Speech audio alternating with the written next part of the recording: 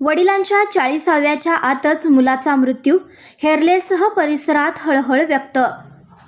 हातकणंगले तालुक्यातील भादोले येथील आरोग्य केंद्रात कार्यरत असणारे शब्बीर हजरत देसाई यांचा कागल शहरानजीक असणाऱ्या RTO चेकपोस्टजवळ अपघाती मृत्यू झाला। अधिक माहिती अशी की मयत शब्बीर हजरत देसाई व त्यांचे मामा मोहम्मद अबू कादर खतीब हे दोघे आपल्या मोपेड गाडी क्रमांक MH09 6768 वरून नातेवाईकांच्या मैतेसाठी कागल येथील हुक्केरी गावाला जात असताना पुणे बेंगलोर मार्गावरील कागल चेकपोस्ट नागमोडी वळण घेत असताना बेळगावच्या दिशेने जाणारा आयशर टेम्पो क्रमांक KA 25AB 2734 ने मागून धडक दिल्याने शब्बीर देसाई हे आयशर टेम्पोच्या खाली पडल्याने त्यांना डोक्याला गंभीर दुखापत झाली व त्यांचा जागीच मृत्यू झाला। याची नोंद कागल पोलीस ठाण्यात करण्यात आली आहे।